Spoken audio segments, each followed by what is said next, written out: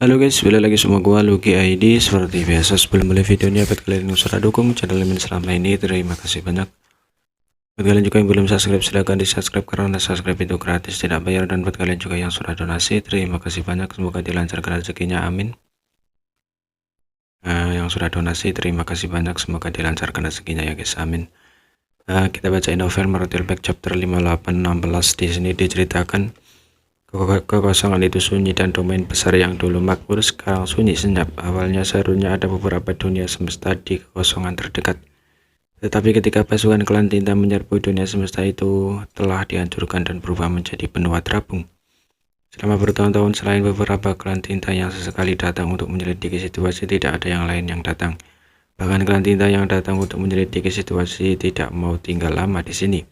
Wilayah kabut angin. Setelah pertempuran dahsyat di wilayah spesial 2, Mas Ras manusia Orde ke-9 yang tersisa telah ditempatkan di sini selama lebih dari 5.000 tahun. Di depan Kiao dan Woking ada lengan luar biasa yang sepertinya menopang langit. Dengan ini memancing dari wilayah spesial dan menembus penghalang antara dua domain besar, menciptakan lorong yang menghubungkan dua domain besar. Melalui saluran inilah pasukan klan tinta mampu melewati pertahanan ras manusia dan menyerang 3.000 dunia. Itu juga dari saat lengan ini menembus dua domain besar bahwa 3.000 dunia benar-benar jatuh. Pada saat ini rantai tebal teknik rahasia melilit lengan mengikatnya dengan kuat. Ini adalah teknik rahasia dari 2 Mas Ras manusia Orde ke-9 yang digunakan untuk membatasi kebebasan dewa spiritual raksasa tinta di wilayah spesial. Dalam hal kekuatan saja, dewa spiritual raksasa tinta secara alami bukanlah sesuatu yang bisa dilawan oleh 2 Master Orde ke-9. Tetapi setelah pertempuran besar tahun itu, dewa spiritual raksasa ini telah menderita luka berat. Selain itu, lengannya telah menembus besar, membuatnya sulit untuk menampilkan kekuatan penuhnya. Kedua Orde ke-9 memang bukan lawan dari dewa spiritual raksasa tinta, tetapi mereka dapat bertarung satu sama lain sedemikian rupa dengan pesimis bahwa pihak lain terluka parah. Menahan salah satu lengannya dan mencegahnya keluar sudah cukup, namun seiring berjalannya waktu, bahkan ikatan sederhana seperti itu tampak agak sulit. Ribuan tahun telah berlalu dan kekuatan dewa spiritual raksasa tinta hampir sepenuhnya pulih. Kedua Mas Ras manusia Orde ke-9 dapat dengan jelas merasakan bahwa kesulitan menahannya menjadi lebih besar. Hampir 100 tahun yang lalu, pemberontakan pihak lain hampir membuat dewa spiritual raksasa tinta ini melarikan diri.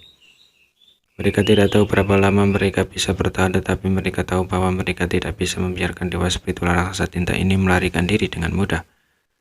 Berada di sini, mereka hampir terisolasi dari dunia luar. Mereka bahkan tidak tahu apa yang terjadi pada ras manusia. Mereka juga tidak tahu seperti apa situasi jika di 3.000 dunia, atau apakah ras manusia baik-baik saja. Dunia sepertinya telah melupakan mereka. Penyiksaan soliter semacam ini jauh melebihi tekanan yang diberikan dewa spiritual raksasa tinta kepada mereka. Selama bertahun-tahun, Yangke telah mengunjungi mereka 2 kali dan memberitahu mereka tentang situasi ras manusia, tetapi setelah 2 kunjungan itu, mereka tidak pernah melihat Yangke lagi. Selama pertempuran besar di wilayah spesial, hampir semua Master Orde ke-9 veteran ras manusia telah dimusnahkan. Hanya menyisakan mereka berdua yang masih hidup. Mereka yang meninggal sudah pergi, tetapi mereka yang selamat harus memikul lebih banyak. Sumber daya yang diberikan Yangke kepada mereka saat itu hampir habis, jadi sekarang mereka hanya bisa mengurangi konsumsi kekuatan mereka sebanyak mungkin untuk bertahan lebih lama. Di lingkungan yang sangat sunyi ini, mereka berdua memejamkan mata untuk beristirahat. Faktanya sebagian besar waktu mereka seperti ini hanya bertindak ketika dewa spiritual raksasa mencoba membebaskan diri. Pada saat tertentu, keduanya merasakan sesuatu dan membuka mata mereka secara bersamaan, menoleh ke arah tertentu. Dari arah itu, sosok-sosok perlahan berjalan mendekat. Sosoknya anggun, pasurnya santai, dan ketika bahkan tidak berusaha menyembunyikan kekuatannya dan yang menakjubkan. Royal Lord Woking mengangkat alisnya sedikit dan berkata dengan ringan, "Aneh sekali, selama bertahun-tahun mereka telah ditempatkan di sini, terjerat dengan dewa spiritual raksasa tinta, dan selain Yangke yang telah mengunjungi mereka 2 kali, tidak ada seorang pun dari klan tinta yang berani mendekat. Alasan utamanya adalah tidak banyak master dari klan tinta dan satu-satunya Royal Lord yang harus menjaga aura itu lepas sepanjang tahun. Jadi bagaimana mungkin para penguasa wilayah bawahan ini berani bertindak begitu lancang di sini? Oleh karena itu, meskipun mereka tahu bahwa ada 2 Mas Ras manusia Orde ke-9 yang menahan dewa spiritual raksasa tinta, klan tinta tidak pernah memikirkannya.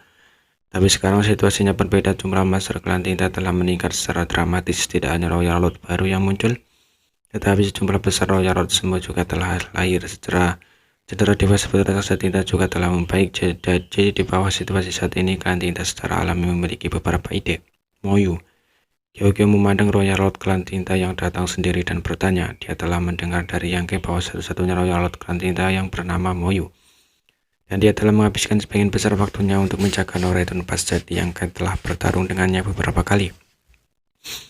Meskipun Yangke membicarakan masalah ini dengan santai, Gyokyo tahu bahwa sebenarnya dia telah dikejar oleh Royal Lord Klan Tinta. Karena orang ini adalah Royal Lord, Gyokyo secara alami memikirkan Moyu. Pendatang baru itu berdiri di depan dua emas ras manusia Orde ke-9 dan mempertahankan posisi yang relatif aman. Sambil tersenyum sedikit, dia bertanya dengan heran, "Senior Gyokyo benar-benar tahu nama Tuan Moyu?" Tidak aneh baginya untuk memanggil nama Gyokyo. Selama bertahun-tahun jumlah ras manusia yang jatuh ke tangan klan Tinta tidaklah sedikit. Begitu mereka berubah menjadi murid Tinta, mereka akan dapat memperoleh beberapa informasi dasar. Hanya ada dua emas ras manusia Orde ke-9 di sini, satu pria dan satu wanita, jadi secara alami mudah untuk membedakan mereka. Gyokyo menatapnya dengan dingin dan berkata, "Senior, saya tidak berani menerima pujian seperti itu. Klan kita berbeda, dan kita adalah musuh, jadi bagaimana kita bisa membandingkannya?" Pendatang baru itu tampaknya tidak keberatan dan hanya tersenyum. Woking bertanya dengan sungguh-sungguh, "Kamu bukan Moyu, lalu siapa kamu?" Mereka belum pernah bertemu Moyu sebelumnya, meskipun mereka telah berpartisipasi dalam pertempuran wilayah besar spesial. Pada saat itu Moyu bertanggung jawab atas Noretun pas, jadi mereka belum pernah bertemu. Bagaimana mereka bisa tahu seperti apa mau rupa Moyu? Namun di nadanya jelas dia bukan Moyu. Pria itu menanggupkan tinjunya dan berteriak, "Monaye!" Dari klan Tinta menyapa dua senior ras manusia. "Monaye, kamu Monaye?" Alis Gyokyo sedikit berkerut dan saat dia berbicara, definisinya melonjak seperti gelombang pasang, menyelidiki Monaye tanpa sedikit pun penyembunyian, seolah dia mencoba untuk menentukan apakah kekuatannya benar-benar berada di tanah Royal Lord. Tetapi dari apa yang bisa dilihat, pihak lain benar-benar seorang Royal Lord. Gyokyo bingung. Monaye juga agak terkejut. Apakah Gyokyo pernah mendengar tentang saya?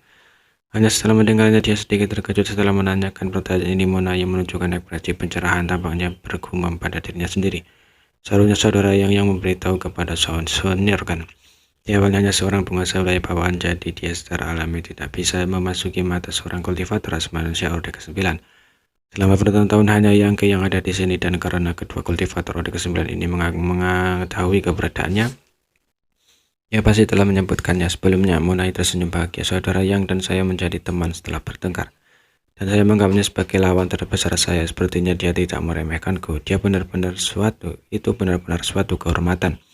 Jadi dia memanggil mereka sebagai senior dan Yangke sebagai saudara yang membuat Gyokyo dan Woking merasa canggung.